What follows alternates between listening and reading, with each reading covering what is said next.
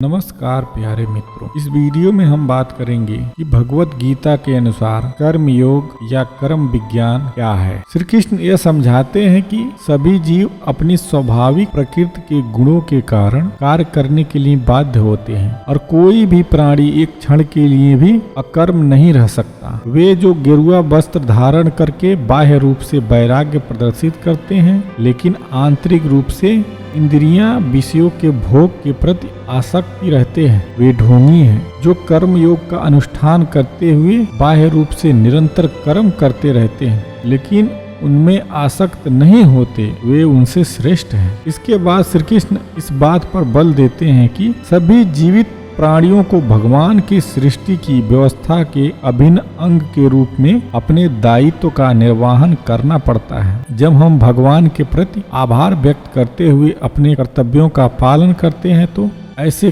कर्म यज्ञ बन जाते हैं। यज्ञों का अनुष्ठान वास्तव में स्वर्ग के देवताओं को प्रसन्न करने के लिए किया जाता है और वे हमें सांसारिक रूप से समृद्धि प्रदान करते हैं। ऐसे यज्ञों के कारण वर्षा होती है और वर्षा से अन्न उत्पन्न होता है जो जीवन निर्वाह करने के लिए आवश्यक है। वे जो इस सृष्टि चक्र में अपने उत्तरदायित्व को स्वीकार नहीं करते, वे पापी हैं। वे केवल इंद्रियां सुख प्राप्त करने के लिए जीवित रहते हैं और उनका जीवन व्यर्थ हो जाता है। फिर आगे श्री कृष्ण कहते हैं कि शेष मानव जात से भिन्न ऐसे प्रबुद्ध आत्माएं जो आत्मज्ञान में स्थिर रहती हैं, वे शारीरिक उत्तरदायित्वों का पालन करने के लिए बाध्य नहीं होती, क्योंकि वे आत्मा के स्तर पर अपने उच्च दायित्व का निर्वहन कर रही होती हैं। हालांकि वे अपने सामाजिक दायित्व का त्याग कर देती हैं, जिससे सामान्य मनुष्य के मन में असमंजस की भावना उत्पन्न होती है।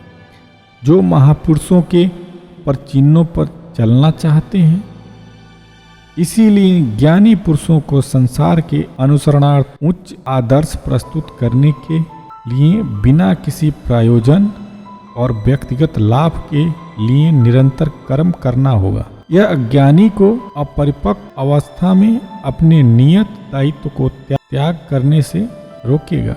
अतीत में महान राज ऋषियों जैसे कि राजा जनक और उनके अन्य राजाओं का यही उद्देश्य था, जिन्होंने अपने सांसारिक दायित्व का निर्वहन किया था। तत्पश्चात अर्जुन पूछते हैं कि लोग अनिच्छा से पापपूर्ण कर्मों में प्रवृत्त क्यों हो जाते हैं?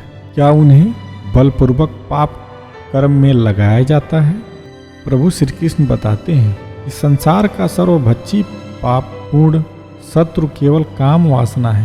जिस प्रकार से अग्नि धुएं से ढकी रहती है, दर्पण धूल से ढका रहता है, उसी प्रकार से काम वासना मनुष्य के ज्ञान पर आवरण डाल देती है और उसकी बुद्धि का विनाश कर देती है। फिर श्री कृष्ण अर्जुन से कहते हैं कि वह इस कामना रूपी शत्रु का संहार कर दें, जो पाप का पूर्णतः रूप है, और अपनी इंद्रियां, मन और बुद्धि को बस में करें।